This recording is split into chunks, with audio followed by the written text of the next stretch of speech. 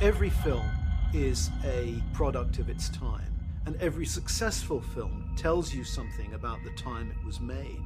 It's successful because it resonates with stories and images that people need to see at that particular point. Alien is a radical break with science fiction. This is not the notion of the alien that we were building toward in something like Close Encounters. Star Wars comes out, we have a fun space adventure, and then Alien comes out and people embrace it. And then just a couple of years later, E.T. and John Carpenter's The Thing come out, and audiences resoundingly are like, no thank you, we want our aliens to be nice and squishy and cool and eat candy. I think there's a special status that comes to some films that lodge in the audience's collective imagination, and I think Alien is certainly one of those films. Tolkien talked about the cauldron of stories, and certainly Alien's an example of a story drawing from a real global set of myths. If you look at a somatics experiment, what you're going to see is sand that vibrates in a shape, and the shape changes based on the different vibrations. A myth is like something that vibrated from something deeper that you can't see. You see a major curse in the form of the alien, who is very much a fury, responding to an imbalance. We're looking at a story where there is a piece of material prop that is now completely alive in our imaginations. It lives in our dreams, it lives in our cultural conversation. It's one of the biggest cultural dreams we've ever had.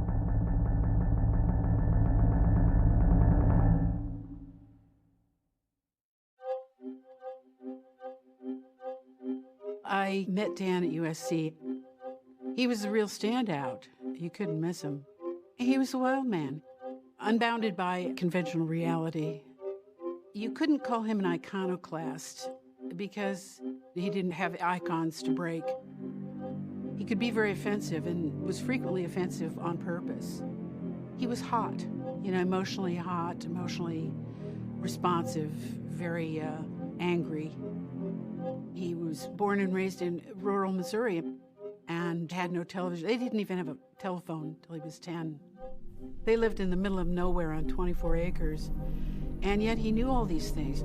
They didn't even have a library in the town. His mother used to send off for boxes of books, and they would come and he would read them, then they'd send him back. Dan was always sneaking science fiction. His mother always wanted him to read good literature, and his mother would always say, "You haven't got any of that science fiction in your backpack, have you? You're not taking any of that science fiction to school." His father owned a curio shop. It was called Odd Acres. There was a sort of a screwy Louie room, where things are sort of off kilter and everything looks like it's leaning. And that was growing up in Odd Acres. One time his father faked a UFO landing. And Dan helped him and then had the press out there, By direction of the President of the United States, stay in your homes, I repeat. Stay in your homes.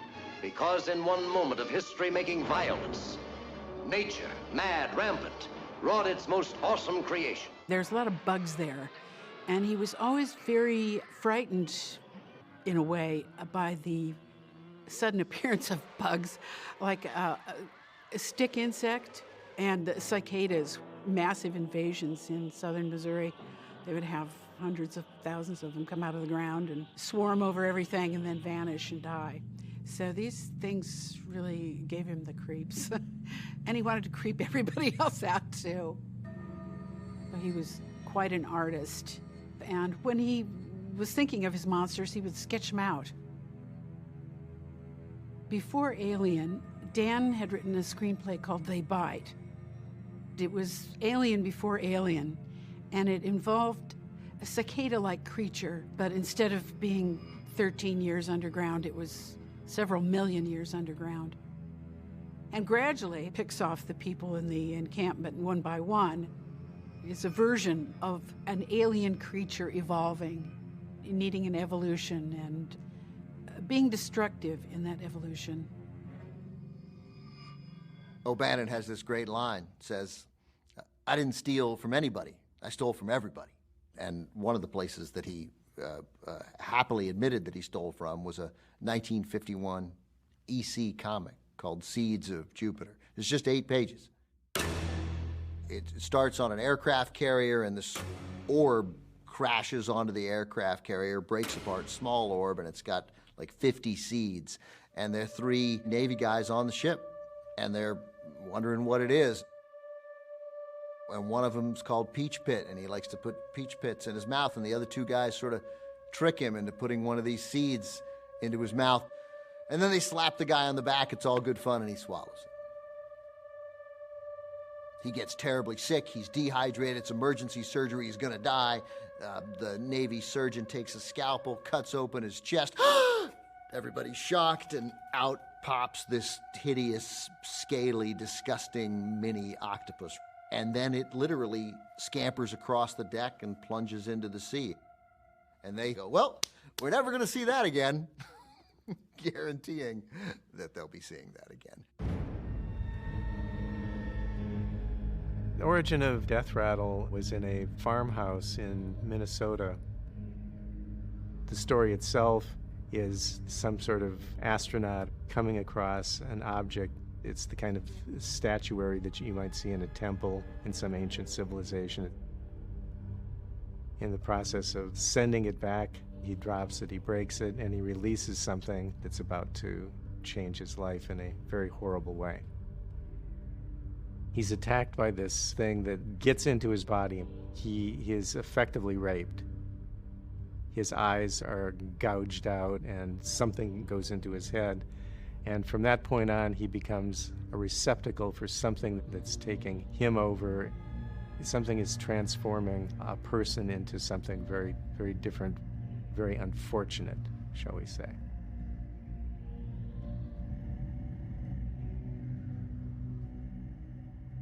As a healthy young kid growing up in the Midwest in the 1950s and 60s, there were things going on in the world that didn't quite make sense. Television was very safe and cleaned up, so I clamored for things that I wasn't getting from my civilization, from my culture. Dan O'Bannon drew upon his experiences as a person from the Midwest, reading comic books at the drugstore like I did, and brought that kind of sensibility and that outlook on the world to this major science fiction horror epic. The Midwest may seem tranquil and civilized and so forth, but the fact is, you never know who's next door. You never know who's going to roll into town. You never know when the wheels are going to come off. It's like we're all, one cough, one kiss, one scratch away from, global disaster.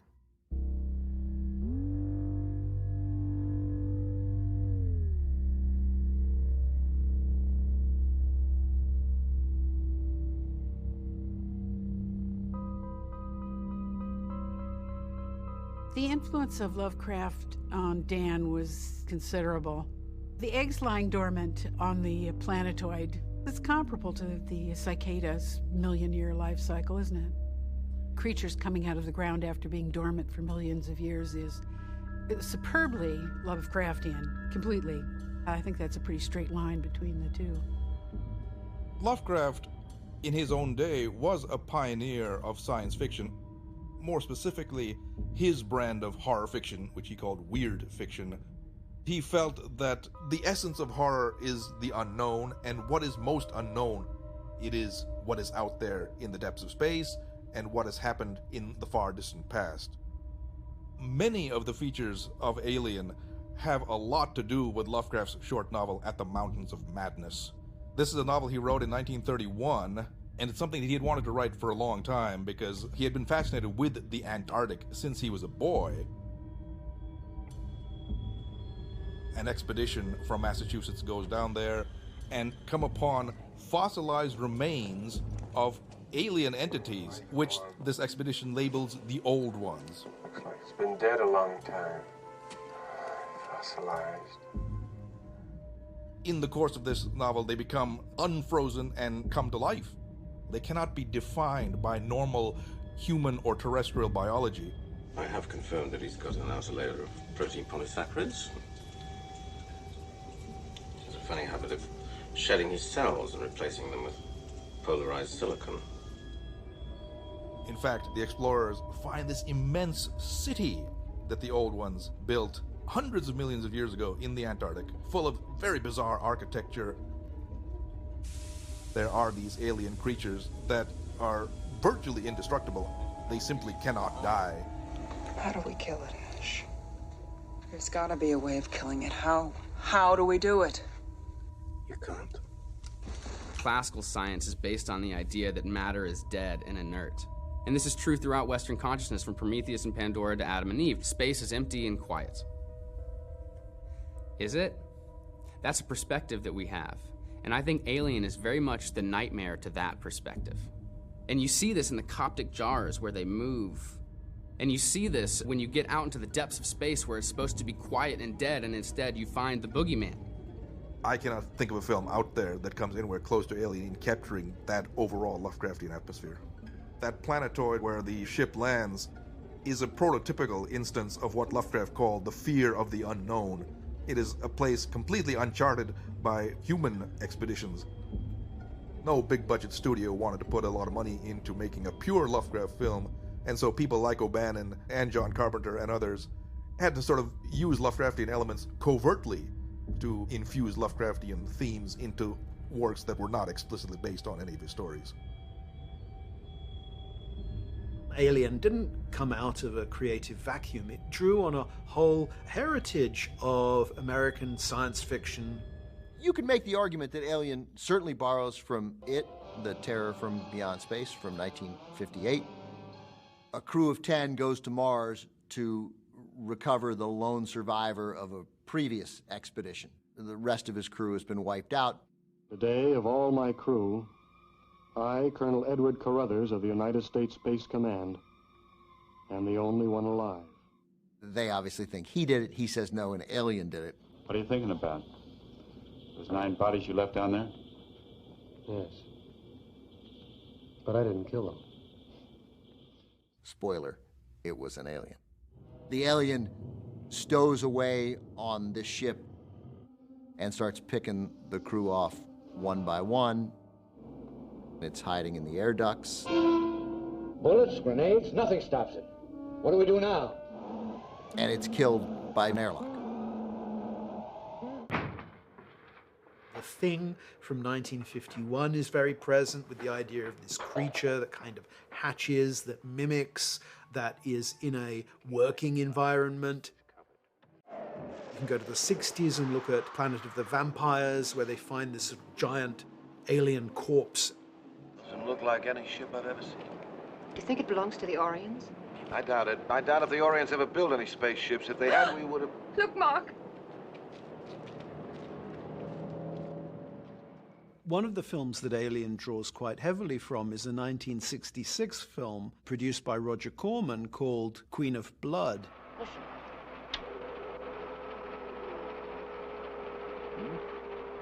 We've been picking up these signals now for 3 days. An alien distress signal is received by Earth. Astronauts go out to find the source of the signal. They land on a planetoid. There's this strange sandstorm. They go into an alien vessel. They find a dead alien sitting in a chair, encounter an alien who they're bringing back to Earth, and the alien begins individually attacking members of the crew. And at the end of the film, the humans are left quite literally holding a tray of her eggs. Is this the beginning of the end for humanity? John Carpenter wrote in Dan O'Bannon to helping him make the student science fiction film called Dark Star. And it was about the crew of a spaceship, this might sound familiar, who are then assailed by an alien who sort of stows away on the ship. Dark Star, that's the comic version of Alien. That's the one makes you laugh and the other one's going to eat you alive. Carpenter wanted sole directing credit, and O'Bannon felt he had done enough to get co-directing credit, so they had this kind of big falling out. And O'Bannon's first thought is that, well, I can go and do this on my own. I will write a story, a science fiction story that will beat Dark Star. Wouldn't you consider another course of action? For example, just waiting around a while so we could disarm you? No. Because I'm not going to do a comedy, I'm going to do it as a horror movie. The ship will automatically destruct in T-5 minutes. You bitch! A lot of things bothered me about Dark Star. We had an alien in it, which was a beach ball. It was our second try on that alien. I went away from Dark Star really wanting to do an alien that looked real. Jodorowsky saw Dark Star, which is how he found out about Dan O'Bannon. Nobody in Hollywood was impressed with Jodorowsky. So he said, well, to hell with you. So he found Dan and said, come work on Dune with me. If you want to look to the first magic, I think you have to go back to Jodorowsky. Jodorowsky was his guru. He adored him. I've never met him, and I adore him. Not only is there a synchronicity that connects Dune and Alien, there's almost an archetypal counterbalance between the two. If Dune is the Tower of Babel, Alien is exactly what brings down that tower. In the same way that Alien is the response to Prometheus trying to steal fire from the heavens, the movie Alien is also a response, energetically, archetypally, to the Tower of Babel project that was Dune. When Dune collapsed in Paris, Dan came back and actually crashed on the couch in the house I was living in with a bunch of people because he didn't have anywhere to go, and he was completely at a loss. Eventually, we said, you gotta go. So somehow he wound up on Ron Chassette's couch. I went to storage, got my typewriter out, took it over to Ron Chassette's living room, and over the days and nights of the next 3 months, Ron keeping me alive by feeding me hot dogs. We were both starving. My wife was supporting us. We had 2 rooms. That's all we had. He made up a board game called Poverty, sort of the opposite of Monopoly. You've got to land on enough spaces to pay the rent. You're out on the street if you can't afford to stay on the... It's absolutely a scream. In 1971, Dan was working on a story he called Memory. It's basically the first 30 pages of Alien. I had this opening. I didn't know where it was going to go. I wanted to do a scary movie on a spaceship with a small number of astronauts. They're receiving a signal in an alien language. They go down to investigate. Their ship breaks down. Dan called it Memory because some influence in the planet gradually made them lose their memory. But that's where this story ends. He says, okay, I'm going to give you the first act I've got to this original horror movie I wrote. I can't get past page 29. Maybe you can help me do that. So I read it. 29 pages was almost exactly like you saw in the final finished product of the Alien movie. It was fantastic. Dan said there's a key to everything. The key is, how does the alien get on board? His concept was always, it would come out of your stomach. Dan had a very bad case of Crohn's disease, which basically appeared while he was filming Dark Star. So he was, 24, 25, and eventually killed him. But it was an intestinal disorder that sometimes felt like it was devouring him, I think. Linda and I would sometimes have to take the emergency center in the middle of the night when the pain was so great. And at the same time, he'd been having conversations with Ron Suchet about wasps that procreate by planting their eggs into other insects. It was kind of all these things were sort of coming together and being sewn into the script. Ron, in a way, was really fascinated with the idea of human beings being a host for an embryo. That human beings were the nutrition for an embryo. He didn't have it in the script at all that it would implant something in his stomach and it would grow there. So I went to sleep, and I'm aware it wasn't dreaming. It was something else. It was when your mind is in the subconscious. I was wrestling with a property in my sleep. I woke him up and went right. It was 3 in the morning. I said, I have it. I have it. He said, what? You have the answer? I said, I have the answer. The alien fucks him. He said, what? What are you talking about?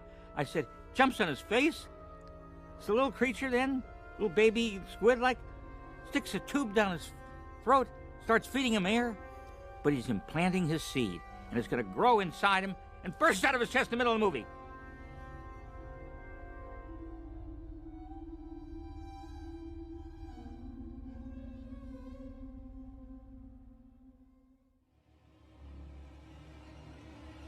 There are over 1 million species of parasitic wasps. That means that of all the animals in the animal kingdom, the #1 form of animal is a parasitic wasp. There are wasps that like to make caterpillars their host. can also release chemicals that control the behavior of their host. And everything it eats is going to feed these larvae that are growing inside of its body cavity. On the outside, they look completely normal. So John Hurt having breakfast, that's a caterpillar with wasps inside of it. And then once those wasps are ready, they just, blast their way out of their host, and if that's lethal to the host, fine, it doesn't matter. Ridley Scott liked to show film footage of one species of wasp in particular to his crew, and this is something known as the wood wasp. These wasps have to basically find a way to stick their wasp eggs inside of beetle larvae that can be deep inside of wood. So there are all these alien things that parasites are doing all around us, and scientists are trying to make sense of that in the way that the crew of the Nostromo is trying to make sense of it with the alien. That's amazing. What is it? Oh, yes, it is. I don't know yet. Getting inside something else and feeding on it from within is a really great way to survive and evolve. The alien is just fitting into this fundamental, basic pattern that you find on life. Probably the most successful way to be alive on Earth.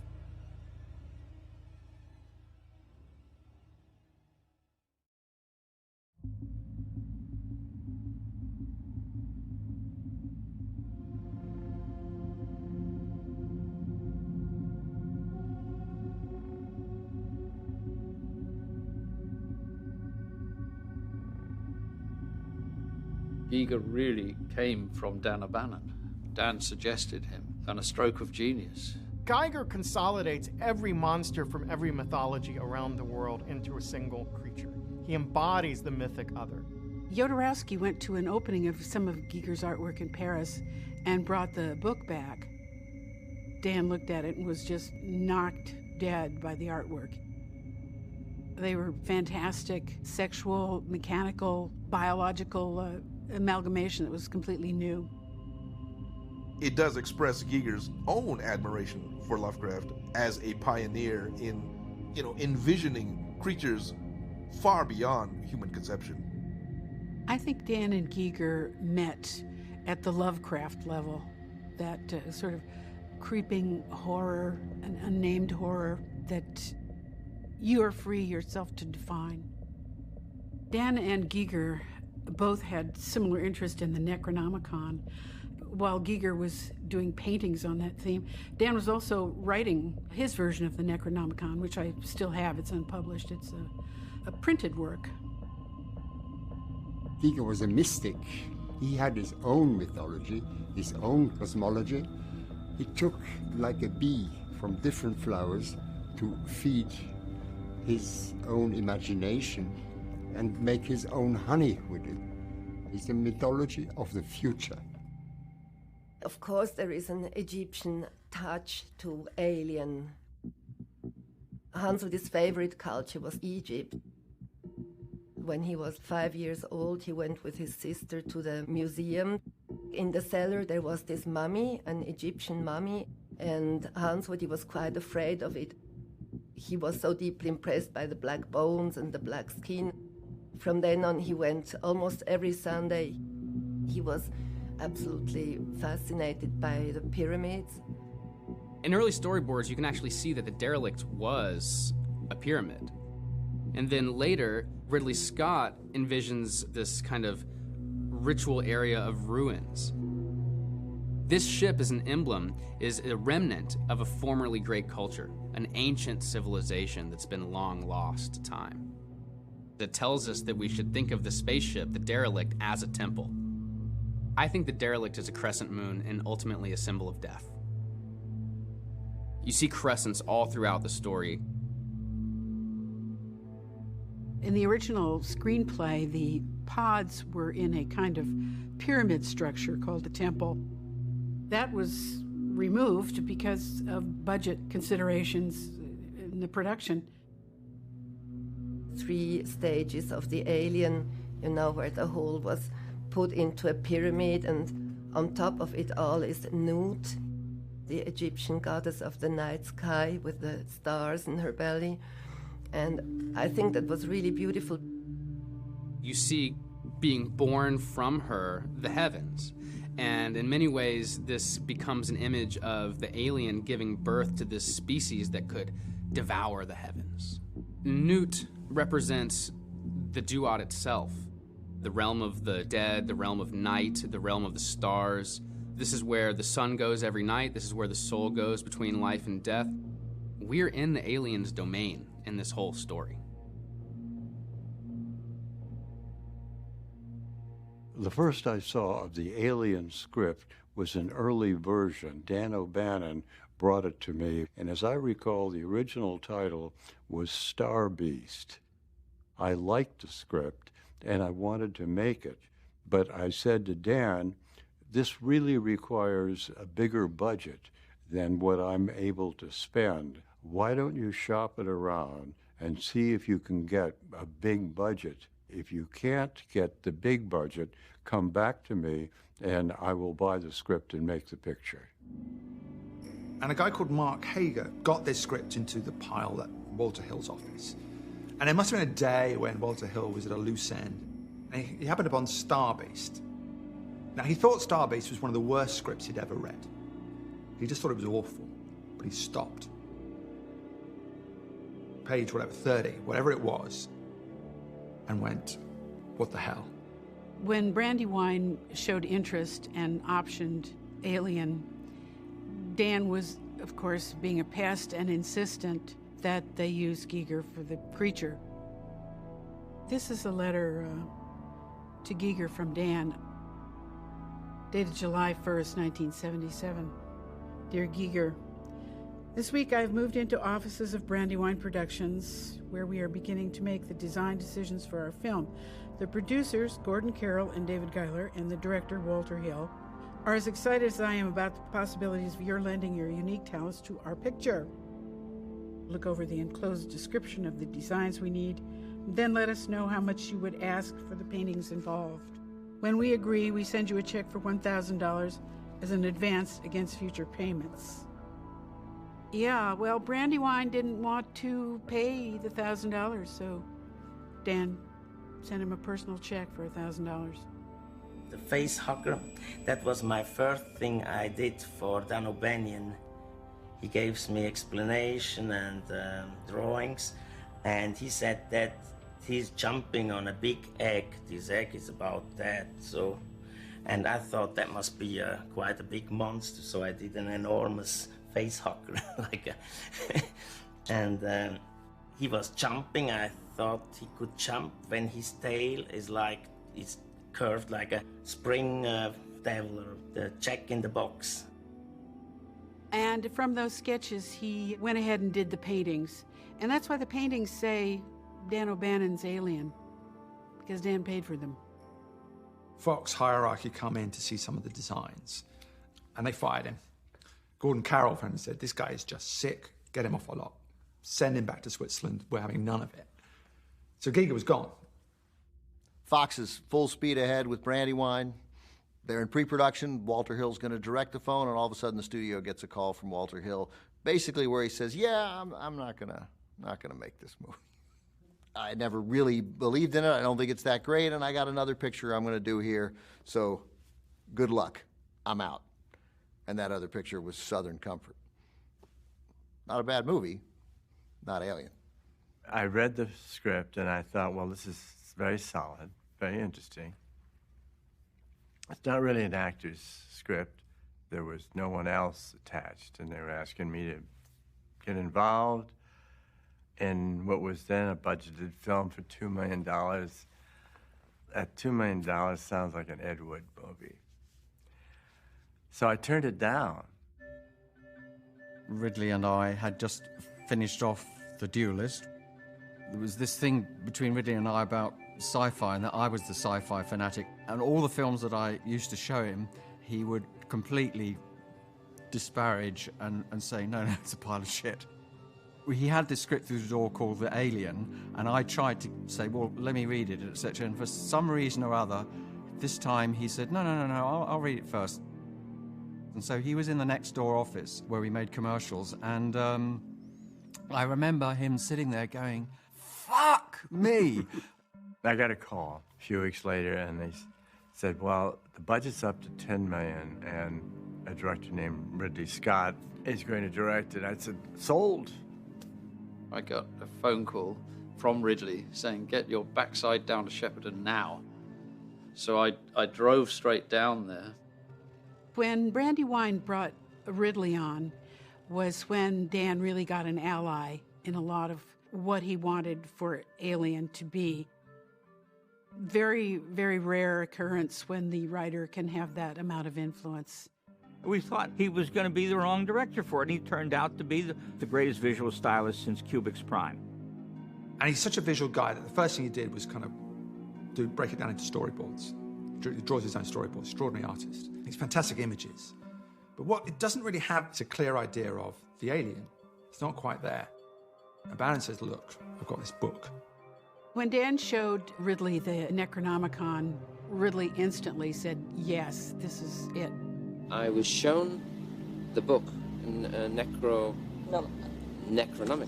okay, in Los Angeles, in fact, by O'Bannon, who brought it in. And I nearly fell off the desk, said, that's it, and why look farther?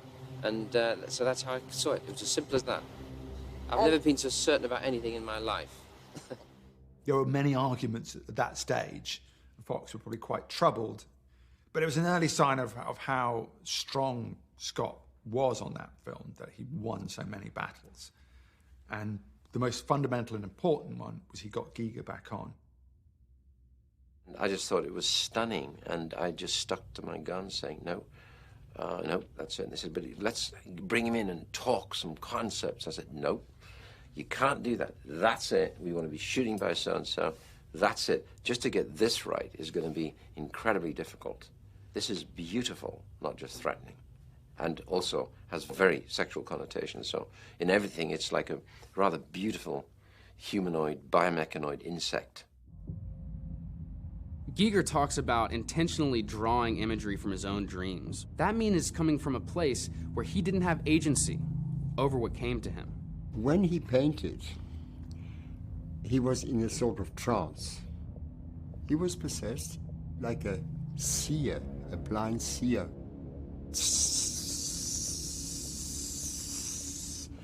Would go like that, and like in a Polaroid, an image would appear and take shape. Giger's images existed in a universe of their own in Switzerland, and they really found their place in space, the xenomorph and the space jockey. Giger's images really found a home in Alien. Part of what you're seeing with the character of Alien is this gorgeous synchrony, this incredible synthesis of multiple mythological characters. Sekhmet, Pazuzu, Kali. You can see the medieval dragon, the Renaissance demons, the work of Hieronymus Bosch. And it's a synthesis that wasn't done consciously. It was a synthesis that happened in the cauldron of stories that was Giger's imagination. This is a character with which all three of these artists identified. And because they all resonated with this pattern, they were drawn together. This coming from a much deeper place.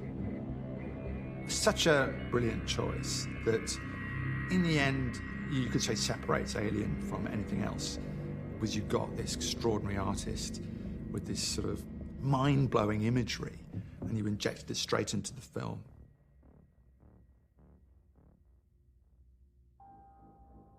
In the hands of perhaps an aficionado who loved horror movies and science fiction, it might have turned out to be a completely different movie.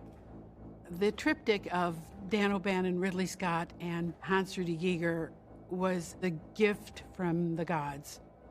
They were on the same wavelength, and they were all thinking about this as more than a science fiction adventure into the future. This was just as much an exploration of the ancient past, of the repressed and forgotten that the alien represents. When a story comes from multiple people, And beyond the agency of multiple people, it has a special existence.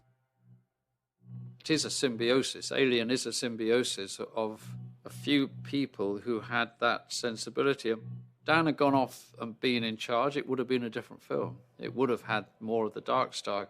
You know, Ron Cobb would have been pure sci-fi, all perfectly done, more Star Trek-y in a way, or 2001. I came on board and made everything look grungy and real and like a space truck, you know. Alien, I always say we got the sets right. The audience didn't ever question that we just found some old spacecraft and gone in and filmed in it. That was different to the world that had gone before. There was Robbie the Robot, there was Barbarella. It's both very tangible and a completely different world at the same time. There's something almost perennial about the way that, yes, those ships are a completely different environment from what we're used to now and what we would have seen 1,000 years ago, but human beings haven't changed and they still behave in the same way.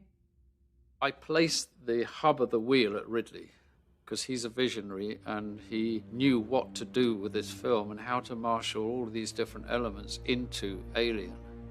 He was running the camera, doing a lot of the lighting. Everything was going on at once, and he was just conducting it so splendidly.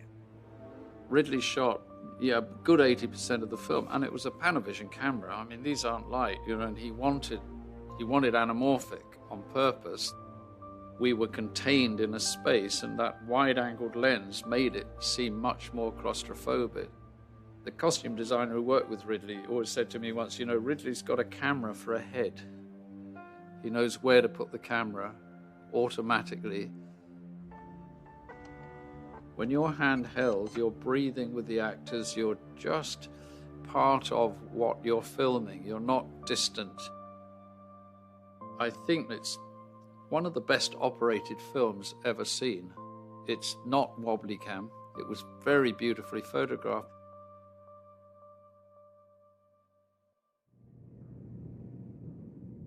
The great opening sequences where the camera drifts through the empty Nostromo, and you have this wonderful sense of movement in the frame.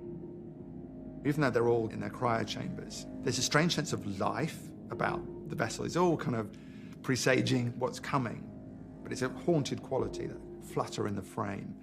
And he talks a lot about the fact that he never let the camera sit still, that it has to keep moving because you want the audience on edge the whole time.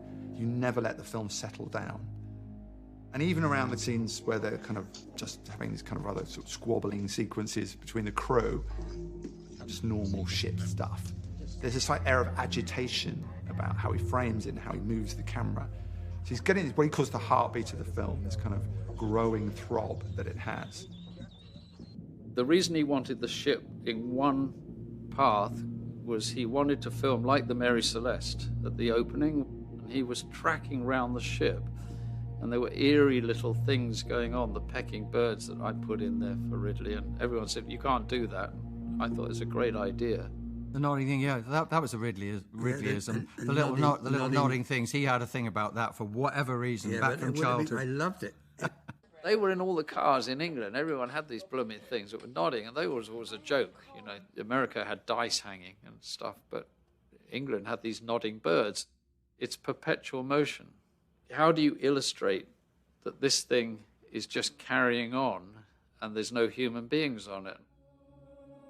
It just worked to me, and that quiet kind of going around the ship and the eeriness of it, to me, said a lot. The little papers rustling. It's all illogical. What would make these pages flit around? Where's the wind coming from? All that stuff. Yeah. It didn't make sense, but it did. Yeah. You know, it was like Ridley's vision. His eye prevails over, perhaps, he'll forgive me saying, the scientific logic of something, which is hence why we had rain pissing down when Brett gets killed in that sort of, chain hanging room. And I had several discussions, having worked on 2001 where everything was meticulous and real, but rain in space, where's it coming from? He said, I don't care, it looks great. It does, it does. That was it. The thing that we got from Ben Burt, we got this sort of ooh that kept going throughout the film.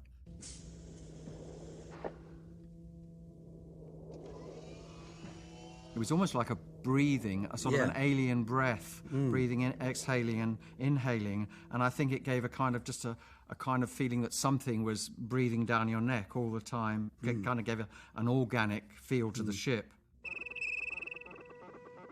And then that computer chatter that comes on in the helmet, it makes you think, what's going on here?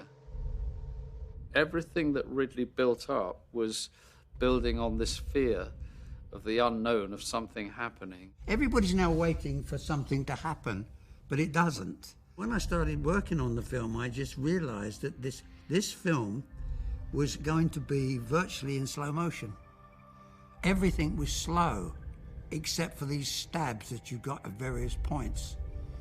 And you thought to yourself, how can I sort of push someone into a corner from the editing point of view, and how far do you go before the audience says enough's enough?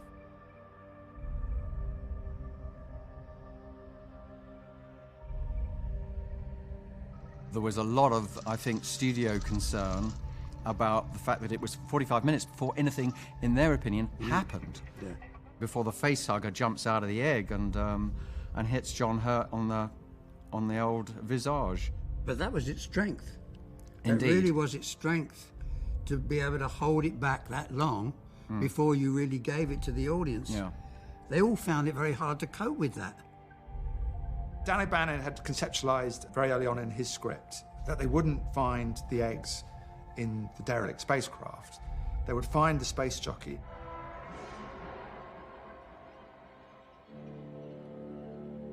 Extraordinary vision, and it came from Giger. It was a Giger picture.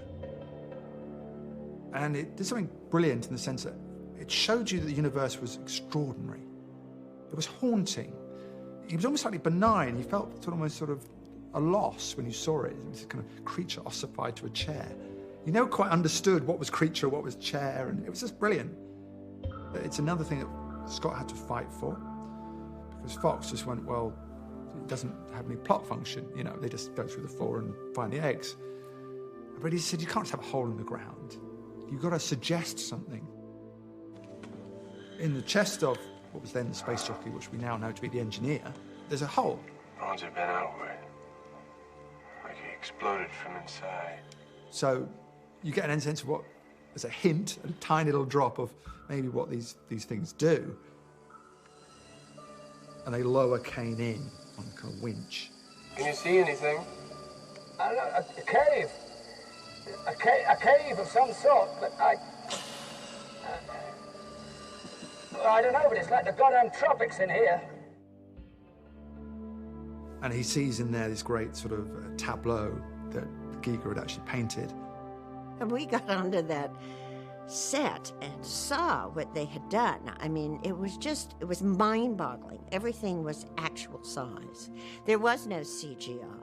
So you were inside of these big, huge caverns that looked like big vaginas, you know. I mean, everything had a sort of a very sexual orientation. So you've landed on the planet and you've had this ethereal sequence. Kane is almost guided by a signal. Some voice is calling him onward. And it's kind of wonderful to think that there's something there, you know, that the alien spacecraft is calling him. We get finally to the belly of the derelict and we get the egg chamber. That's the wake-up moment. That the whole tactic of the beginning, the openness and the kind of hauntingness, suddenly sort of gets sucked inward. Up until that point, the film has been a kind of a strange hybrid between a Kubrickian serious science fiction and this almost kind of fairy tale-like atmosphere, this kind of strange sort of hauntingness. It's not, strictly speaking, entirely realistic up until the point they have dinner. The chess person changes the complexion of the film from a kind of epic to a kind of horribly, horribly intimate and sort of claustrophobic and inward. It's kind of an inward movement, even though the creature comes out of him. Suddenly everybody's trapped. Suddenly the spaceship is small and confined, where before it'd been this kind of vast vessel. And what the film does is make that hyperleap jump into a primal survival story about many more things than we realise. Ridley always says that this was the scene that stood out, that would make or break the film. It was just some craziness that came out of Ron Shusett and Dan O'Bannon's mind. When you read it in the script, there's so many different ways to approach it. And Ridley was so constrained with the scene. It's a very significant moment in film history. The idea came from a painting from Francis Bacon. Ridley Scott told me that this painting, it's just a crucifixion, and one of the member has just teeth and red flesh, and he liked to have the chest burster like that. I've always been very moved by the movements of the mouth and the shape of the mouth and the teeth, and I like the, you may say, the glitter and color that comes from the mouth. When I first went to Paris, I found in an old bookshop a book on diseases of the mouth. The plates were hand-colored, and that it had a tremendous effect on me. The three studies for figures at the base of a crucifixion is the real point of departure for Bacon. He thought of that picture as his first picture. He was 35, and that's late, of course, for an artist to have a first work. This is his breakthrough work, and it's full of contradictions, full of paradoxes. How did suddenly this enormously challenging, unbelievably horrific and ugly imagery arise? The imagery is Christian, and Bacon, even by then, was a very violent atheist. You get the crucifixion in the title, but it is a mixture of Greek myth and Christianity.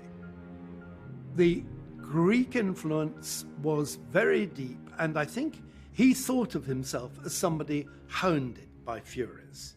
And I think he felt their talons in his flesh. He said, "Oh yes, the Furies visit me very often."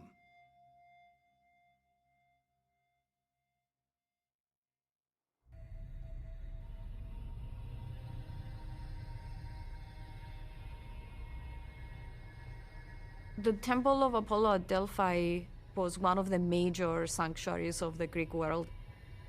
It is really important in the story of the Furies.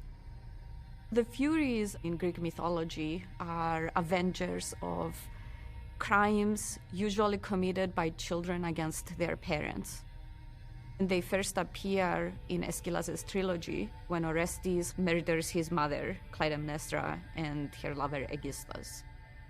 When Orestes finds refuge at the Temple of Apollo at Delphi, the ghost of Clytemnestra tries to wake them up and rouse them so that they can fulfill their purpose, which is to hound down Orestes and take revenge for Clytemnestra's murder. The violence of Aeschylus brings up the images. I mean, if you remember that wonderful translation of one of his lines, "The reek of human blood smiles out at me." Well, what could be more amazing than that? That it immediately brings up the most astonishing images. The Furies are a common torment to a creator, and here's why. To create is inherently a rebellion against creation. The fact that his father kicked him out of the house when he discovered he was homosexual was a lasting wound in Bacon.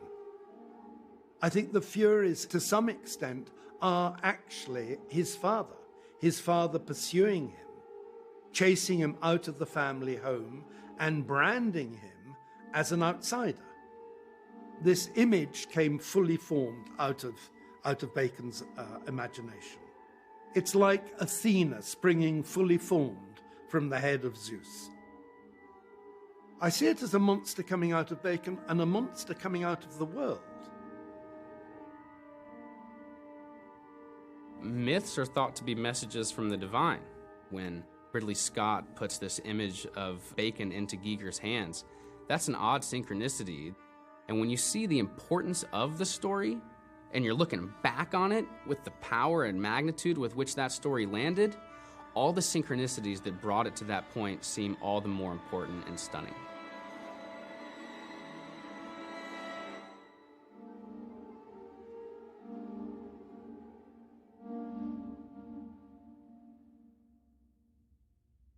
It's crazy that these scenes that are a word I hate using, but that are so iconic. It seems like the page should be, you know, obviously there should be like the Constitution, right?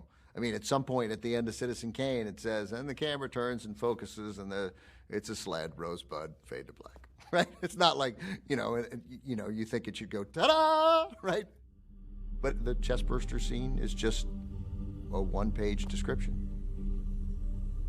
Broussard's face is screwed up into a mask of agony, and he's trembling violently from head to foot. There's an incoherent shriek from Broussard. Oh my God! A red smear of blood blossoms on the chest of Broussard's tunic.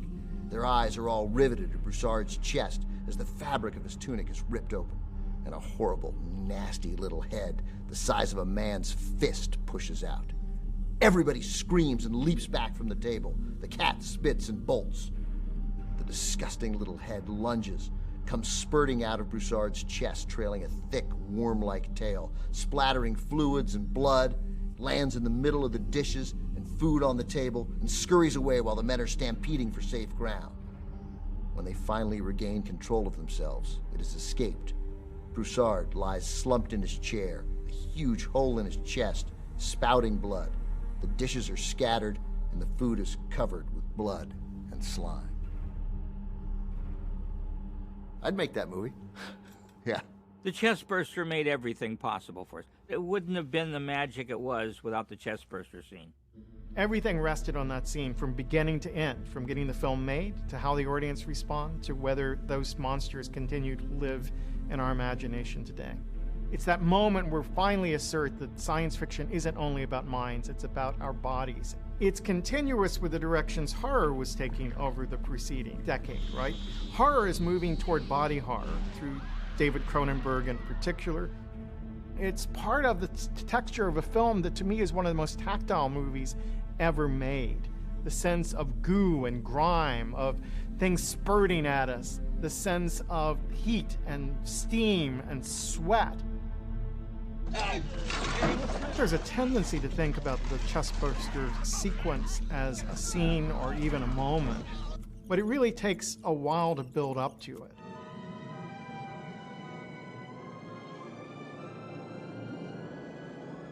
The Nostromo moving in. It's funny, isn't it, how all these, outer space shots now have a certain sort of generalization about them. When you think about 2001, how gobsmacking that was at the time, and now we just take it all completely for granted. Why is it called the Nostromo? The shuttlecraft is called the Narcissus. Narcissus and Nostromo are both words that are used in book titles by Joseph Conrad, who wrote about the evils of imperialism. By allusion to the works of Conrad, there's a strand within Alien which is about a concern as to what humanity might find as it ventures into the dark places. In the case of Conrad, he's thinking about the heart of darkness, the dark places of empire. At this same moment that Ridley Scott is making Alien, you have Francis Ford Coppola adapting Heart of Darkness to be Apocalypse Now, and explicitly commenting on parallels between the Vietnam War and the encounter with evil in the British and Belgian Empire. Alien directs our attention or reminds us of the dangers of imperialism and conquest of other places, what we might find in these uncharted regions, especially if we attempt to exploit those regions. I hate to bring this up, but this is a commercial ship, not a rescue ship. Right. And it's not my contract to do this kind of duty. The 1970s was a time of economic downturn, of threat coming from new places. Ash, can you see this? Yes, I can. I've never seen anything like it. Particularly the first stirrings of terrorism, There were enemies within, there was political corruption. People had doubts, were feeling isolated, were feeling disillusioned. I say that we abandon the ship. We get the shuttle and just get the hell out of here. We take our chances and just hope that somebody picks us up. This is a consequence of Watergate, this is a consequence of the Vietnam War, this is a consequence of the political corruption in Europe, and I think that that uncertainty plays out in all kinds of movies from that period. If you look at 78, you get Ted Bundy's captured, John Wayne Gacy's captured, the Hillside Stranglers out there, so there's this kind of new phenomenon out there, right? The serial killer, and what does that mean? There's this kind of idea that there's something out there that can be completely evil and illogical and horrible, and there's no reasoning with it, and there's nothing you can do to really stop it. At no point in the Alien movies, and definitely not in the first one, do you feel like what makes us human is the thing that allows us to beat this creature. I admire its purity.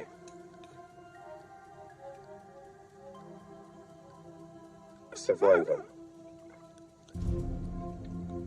Unclouded by conscience, remorse, or delusions of morality. There is a commentary in there about the way that things are going right now and about what we're doing as human beings and how we're taking those strengths, those emotions, those things that make us human, and we're turning our back on them. You have in the 1970s tremendous fear over what's happening to the American family. And I don't love you anymore. Where are you going? I don't know. Panic about divorce, panic about family breakdown.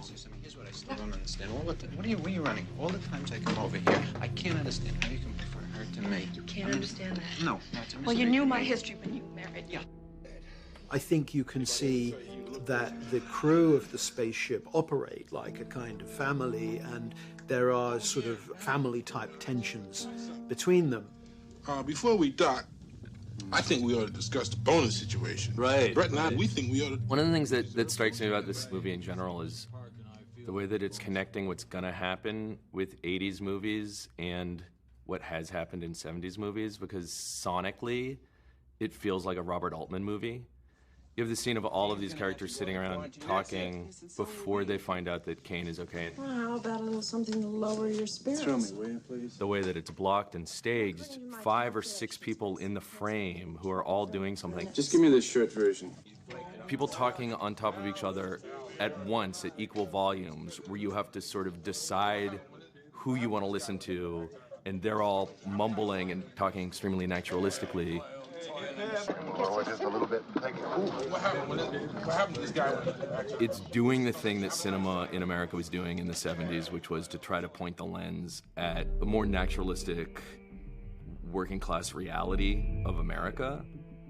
The future of blue collar workers is something that's wholly revolutionary, and the movie in a way is about that. It's about the exploitation of these blue-collar workers by the corporation. Hey, Ripley, I want to ask you a question. If they find what they're looking for out there, does that mean we get full shares? Don't worry, Parker, yeah. You'll get whatever's coming to you. Look, I'm not going to do any more work. We get this straightened out. Alien, to me, makes more sense if it were made in 1974, 75, 76 than after Star Wars. Alien is a smaller movie. Alien, I can't believe I'm saying this, is a realistic movie. Part of it was just getting away from that sanitized view of space that had dominated science fiction from the 60s and for much of the 70s, and coming to something that felt like a real lived-in environment. It was continuous with the world we knew outside the movie theater. Harry Dean Stanton and Yaphet Kotto are the 2 most working class guys on this ship, and they unwittingly maybe, but maybe intuitively know that if they just freeze Kane, everything's gonna be okay. How come they don't freeze him? How come you guys don't freeze him? What I think we should do is just freeze him. I mean, if he's got a disease, why don't we stop it where it is? You can always get to a doctor when we get back home. Right. They're speaking the truth in this kind of almost Greek chorus kind of prophet way, but nobody really wants to listen to them, and they're just making fun of them. Whenever he says anything, you say, right, Bray. You know that? Right. And what they're making fun of them for is that Harry Dean Stanton keeps saying, right, right, right, but it's because they are right. And in the staging of this scene, Dallas, the ship captain, is sitting closest to us, and there's this wall of the two working class guys between him and the two women who are scientists and flight officers. And when he gets frustrated with this sense that, even jokingly, his authority is being undermined by these two guys who are his employees, he crosses to the far depth of the shot to talk to Lambert, who immediately starts talking in this sort of elevated, educated way. Well, according to my calculations, based on our time spent getting to and from the planet. Just give me the short version. How far to Earth? 10 months. And you can really see visually, in this incredibly subtle way, that there really is this war about the movement between the classes on the ship and who has the right to be heard. Right. We now know that Hollywood in the 1970s was a very oppressive place for women. Do you find, in fact, that this, what could be best described as your equipment, in fact, hinders you, perhaps, in that? You think about the sexism, the misogyny that was implicit within the industry that made this film. You mean my fingers? No, I meant your... Come on, spit it out. I meant your figure. My figure. And there's no way of looking at Alien without seeing it as a male fantasy of the kind of oppression that had been being handed out to women over the centuries, a guilt that was part of masculinity in the 1970s, and should be part of masculinity now. Alien has within it fantasies of male pregnancy, fantasies of male rape, fantasies of male penetration, and it's all tied up with that amazing chest burster scene. I don't know how explicitly they realized what they were doing. I can't imagine that any studio would be like, yes, you're making a male rape movie in space, for sure, let's go for it. It's wonderful that the unconscious works in so many mysterious ways. It feels like a summoning in a major way, an accidental awakening of some repressed spirit. The Furies certainly speak for the repressed feminine. And Alien certainly represents the repressed feminine's retribution. Alien touched a nerve with a lot of people because it was talking about something that even in 2019, we're still not comfortable addressing. The idea that Alien is addressing the guilt that a patriarchal society feels makes perfect sense to me. We'll move in pairs. We'll go step by step and cut off every bulkhead and every vent until we have it cornered, and then we'll blow it the fuck out into space. Is that acceptable to you? Ripley was creating in 1979, obviously. And it's insane that we don't have that many great female characters since, and especially in a genre like horror that's given so many female characters throughout time, and yet there's not one that strikes us as being as developed and as complex and as interesting as Ripley was. And isn't it ironic that she ends up being that way because she was written to be a man? Ripley is the only maternal character within her Promethean crew. Her transformation gives us direction for the transformation that we need to take as a culture to avoid self-destruction. She's a new example. When we start off this sequence with Kane, this very strange shot that's low angle and he's all the way to the side. And maybe at that point, you know, for want of a better term, there's something's been buried inside you, something's been planted in your brain, and you're not sure what. How you doing? Kane seems all right. He's even smiling a bit. He's not at his best, but he's looking a bit peaky. But he's starting to kind of cough. Before you realise what fully happens, your brain is already ahead of you. Your brain is going, it's in him, and it's coming out. One thing that he's certainly taking advantage of is the incredible width of the anamorphic frame. The entire cast is in this one wide shot. What could be safer than every single cast member in a brightly lit white room in a horror movie? Everything in that ship is so dark. I mean, the light Ridley Scott uses is literally the light from the torches. That's it, right? But that scene, oh my God, you could operate in that scene, and you needed to operate in that scene, but they couldn't save the patient. You go to Ash's reaction. I think that really the key to the tension here is tracking Ash, because he's always in opposition to everybody else. It's a very short shot, and you wouldn't notice it the first time, but when you go back and rewatch it, you realize he knows that this is going to happen. There's so many more single one-shots of him in this very strange off-kilter framing that really gives him this sinister surveillance kind of vibe, whereas most of the other characters, you're seeing them in groups because they're all on the same team. You believe that this is because he has a better intuition than the rest of them about how dangerous it is, and he's trying to protect them. But in fact, he's trying to protect this baby monster that he's allowed to come into the world. This son of a bitch is huge. I mean, it's like a man. It's big. Kane's son. Ash is such a dick. Ash, are you receiving?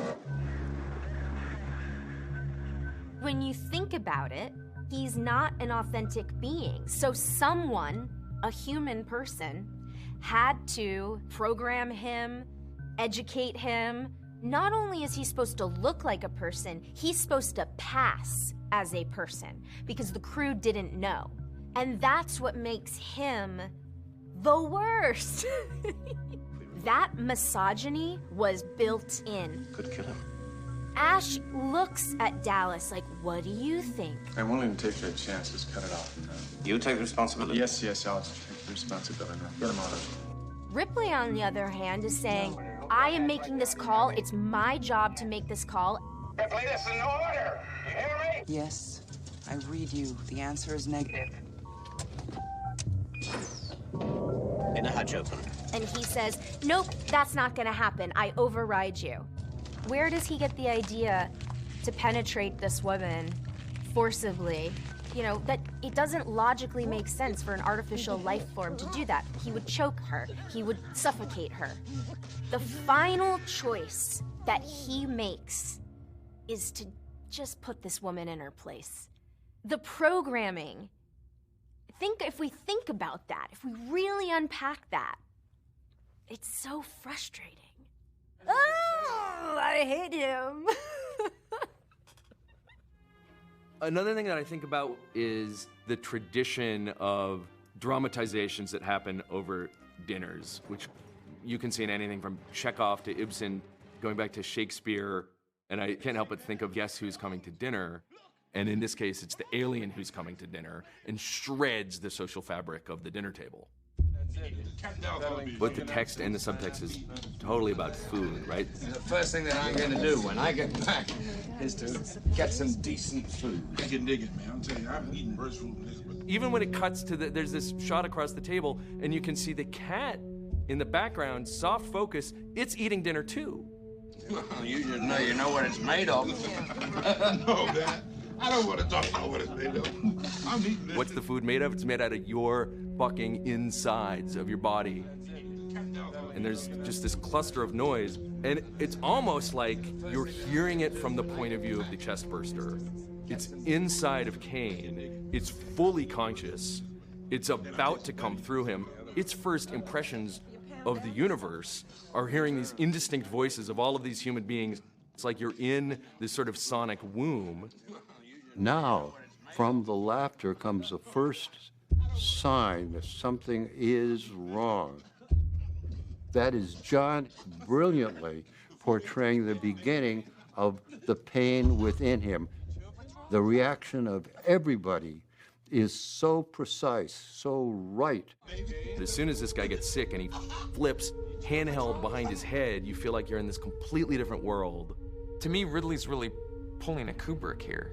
You see this in Clockwork Orange, you see this in Barry Lyndon. In all of these movies, you have Kubrick approaching sets and characters with a very squared off and rigid formal style.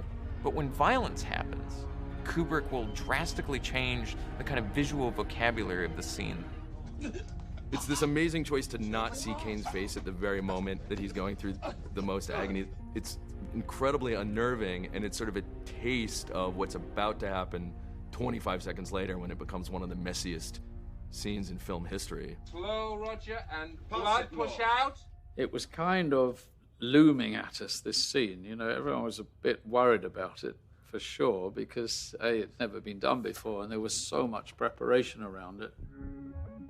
Like much of the design work for the film, it had taken a long while to get to where they were, and I don't know how fully satisfied Ridley was. I think the egg and the facehugger worked very clearly for him. He loved the kind of witch's fingers element of the facehugger, the slightly kind of sort of insectile nature of it. But the chestburster was difficult because it had to appear childlike. It had all these kind of functions. It had to be able to come out of his chest. It had to suggest the creature to come. So in a way, the design of the chestburster was governed most, I think, by function and practicality, the need of the sequence, as much by the flamboyance of Giger's work and Scott's desire to create something extraordinary. They couldn't solve the look of it. Giger had a go at the chestburster, and he says he never got it right. It wasn't working. I did some design. They look like chicken, something like chicken without feather, but I was not happy with. And then build up the thing, and it looked like a small dinosaur. It had versions that could look like a turkey that had been sort of plucked, that just were laughable. They couldn't sort of come up with something that was genuinely terrifying in its own right. Roger Deakins went away and developed it on his own. He was able to make it work.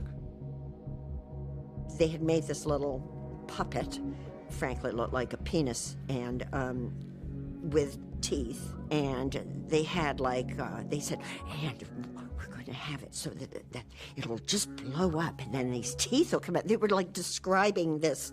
It was just a thing. And we were going, oh, okay. I mean, they were so excited, these puppeteer people. It was just hysterical. The fundamental myth of the chestburster sequence is that the cast didn't know. Of course, this isn't quite true. We knew that there was going to be a chestburster scene. We just didn't know how it was going to be done. John Hurt obviously knew, so they just kept him plied with red wine and cigarettes all day long. They knew they were relying on his patience to stay in that position while everything was set up. The atmosphere on the set had a certain frisson, you know, in the morning, because everybody knew that this was filmically a sort of major scene. I don't think anybody had any idea that it would become a kind of film classic. Roger Deakins brought the chestburster to the set in a carrier bag. Blood was being loaded. All the crew was sort of donning these rain jackets because they kind of knew what was coming. In the morning, Ridley said, let's put some bits of gristle and stuff, so I sent the buyer down to the abattoir to buy a load of offal, which stank terrible. And they put it in formaldehyde for you, but it was worse. But we packed it round, and Ridley was doing it himself too. We were sticking it all around underneath. We're all up in our dressing rooms at Shepperton Studios.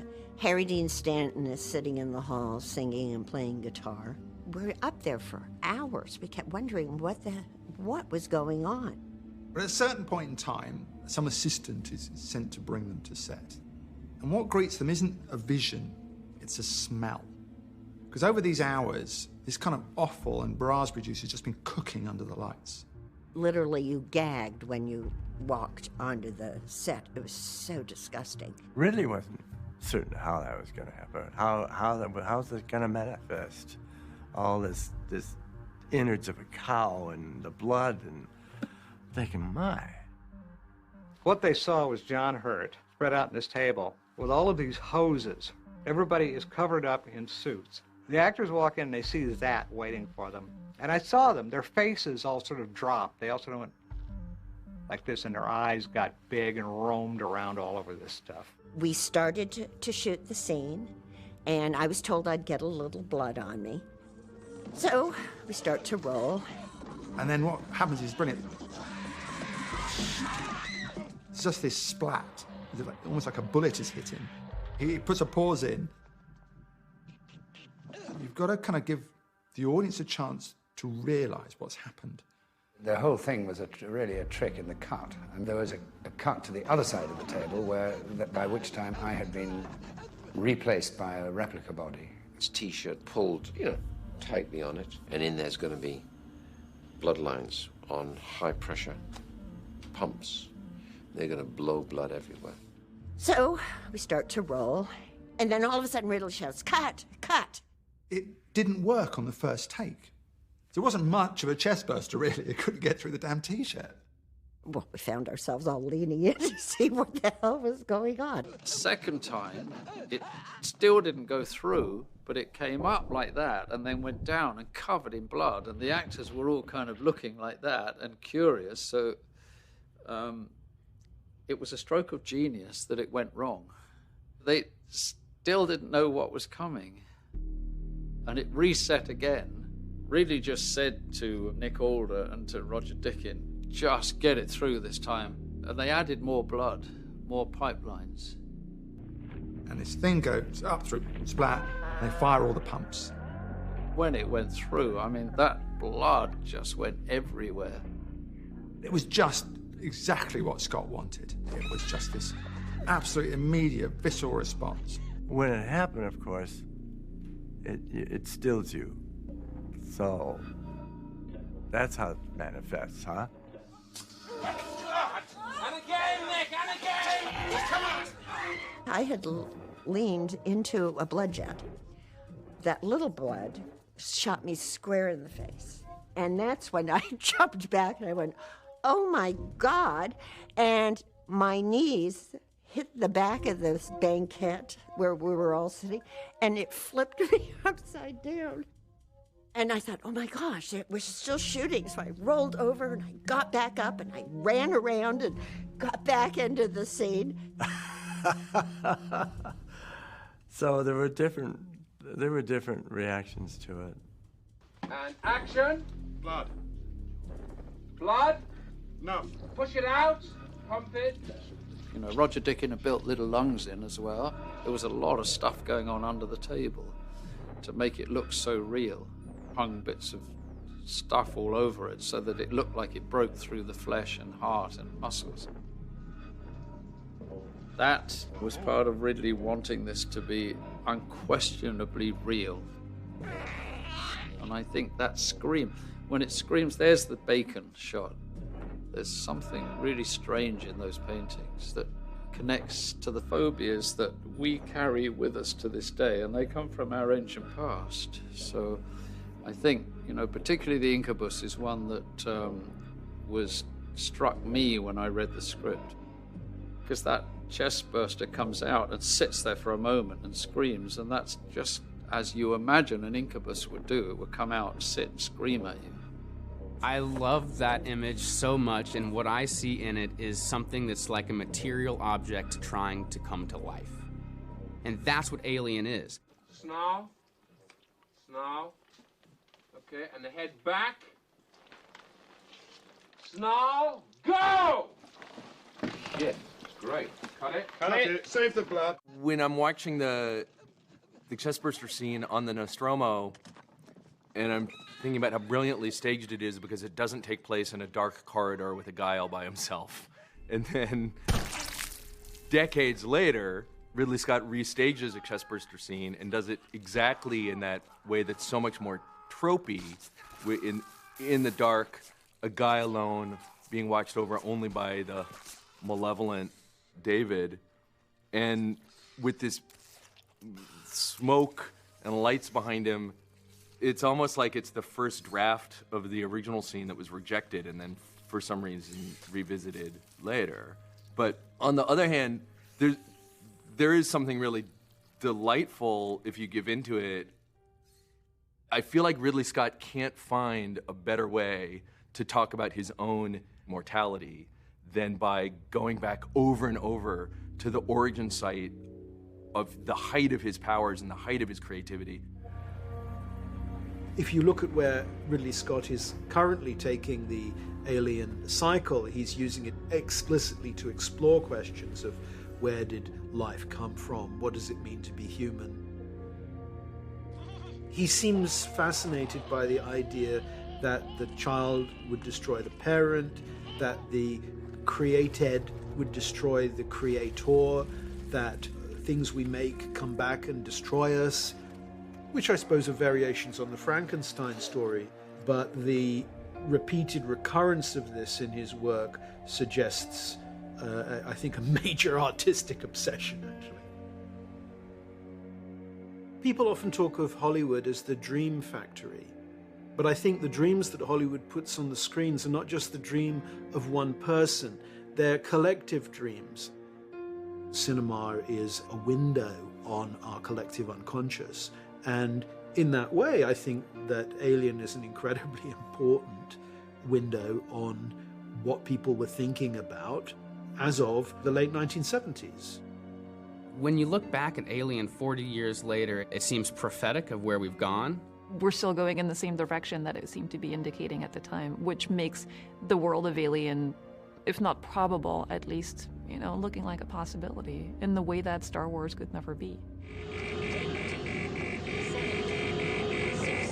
The last act of Alien is escaping self-destruction. That's the myth of our times.